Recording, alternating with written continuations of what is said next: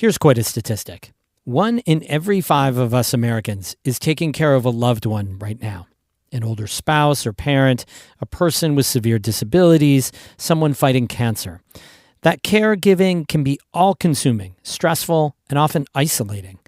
A group in St. Lawrence County brings caregivers together to vent, to support each other, and to do some self-love aromatherapy. That's today's story of the day. Support for Story of the Day comes from the St. Lawrence County Community Development Program, now accepting applications for the Head Start program to prepare children ages 3 to 5 for school. Online at slccdp.org/head-start. Hey, I'm David Sommerstein. It's Tuesday, July 30th. First up, Governor Kathy Hochul is on a statewide tour this summer to study banning cell phones in schools. Now 2 federal lawmakers are embracing the idea. Democratic Connecticut Senator Chris Murphy and Republican Utah Senator Mitt Romney are introducing the Smart Kids Not Smartphones Act. The bill would establish an award program to highlight and celebrate schools that ban phone use by students during instructional hours. The senators say smartphones are a major distraction to students, and the bill would allow federal agencies to publish guidance on smartphone use policies. Some North Country school districts are slowly starting to consider cell phone restrictions. Saranac Lake dealt with it by changing the Wi-Fi password in the school, which has poor cell service. Residents in the town of Brasher in northern St. Lawrence County are complaining about odors and water pollution coming from a nearby milk processing plant. Amy Feiereisel has more. For several months now, residents living on the Deer River have reported dead fish, foul odors, and a white jelly-like substance called sewer fungus in the river. In early July, the State Department of Environmental Conservation said that the sewer fungus was caused by the factory discharge of North Country Dairy, and it issued a notice of violation to the milk processing plant. Last week, at a town meeting with DEC and health department officials, the Watertown Daily Times reports that Brasher residents said odors from the North Country Dairy waste lagoons had become unbearable. Residents said they were unable to open their windows or spend time outside. A DEC official said that the agency cannot sample smells, but told residents they should keep logs of when they experience bad odors, which could lead to enforcement action. Amy Feiereisel, North Country Public Radio.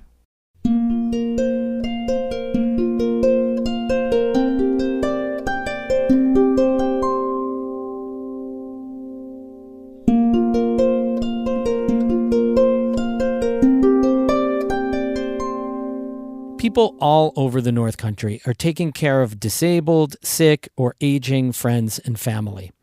But caregiving can be an isolating experience.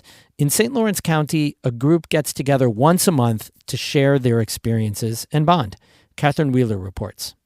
I brought tea tree, lavender, peppermint. Even with the windows open, this conference room smells really good. Whiffs of peppermint, lavender, chamomile, and eucalyptus fill the air. A few women are working around the tables. They're funneling oils into tiny bottles to make essential oil rollers. The scents they're concocting are supposed to promote relaxation, which they say they could use a little bit of help with. Shall we start with a sleep blend? Yes. Or a relaxing blend? Relaxing blend. I like the lavender and stuff. Okay, tell us. This group is made up of caregivers from around St. Lawrence County. They're not specially trained or paid. They're regular people who are caring for their loved ones who are disabled, sick, or aging. More than 1 in 5 Americans are in this position. That number has been rising since 2015, and it's expected to grow even more by the end of the decade. In St. Lawrence County, the Office for the Aging hosts a caregiver support group once a month in Canton. Caregivers come and talk about their struggles and ask for advice from people who are going through the same thing. That 1 hour a month is a relief to everybody. Carol Bullard cares for her 96-year-old mother full-time.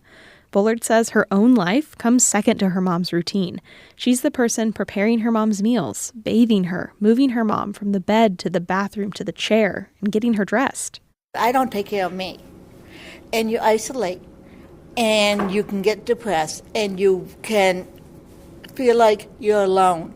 Well, at least with this group, you're not alone. In the tough moments, Bullard will text a fellow support group member, Tony Seaver. They met at the meetings.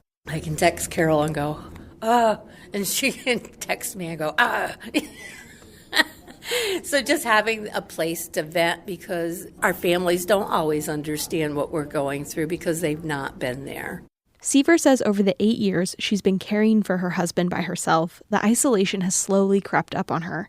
Friends stopped calling or coming over. Their children couldn't visit during the pandemic, and she didn't have anyone to talk about it with. I had nobody to get that wisdom from. So coming here to the caregivers group is like, these people have been there, they have done that, and they've got ideas of how to handle this or that or the other thing, or resources like where can you get a walker, or, that was all stuff I don't know.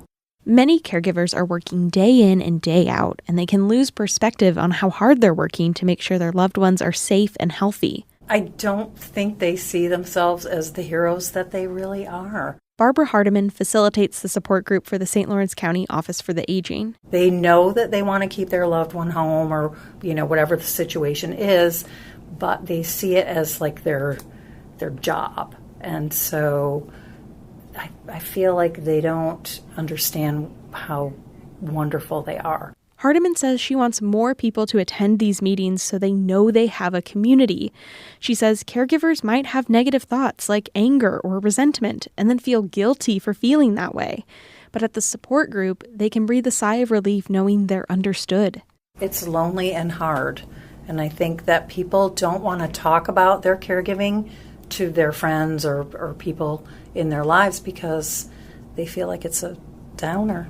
So coming here, they feel like they can freely talk about it. Tammy Dodson felt that way. Before she found a pamphlet for the support group, she had no one to talk to about all of the complicated feelings she was having. Dodson felt so isolated caring for her husband and high school sweetheart who has early onset Alzheimer's and Parkinson's disease.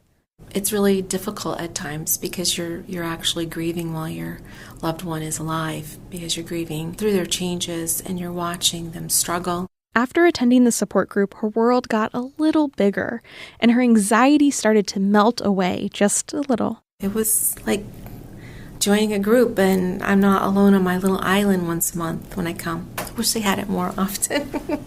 The once-a-month meetings highlight the other ways caregivers need support. The caregivers need someone to watch their loved ones when they go to the meetings. That's hard to find. And then there's the financial strain. That's why Dodson says to take advantage of what services the area does have, like the support group or Meals on Wheels. And just like in the support group, a little kindness can go a long way.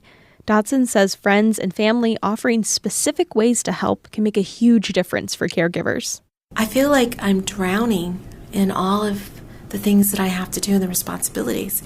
So I think for me, offering help or say, hey, I'm going to cook for you today, or let me mow the lawn for you.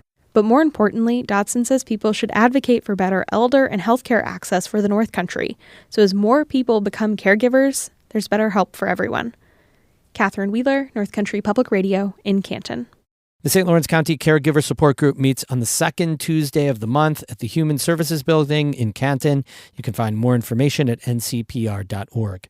Music today by Eddie Lawrence of Moira and Martha Gallagher of Keene. I'm David Summerstein, North Country Public Radio.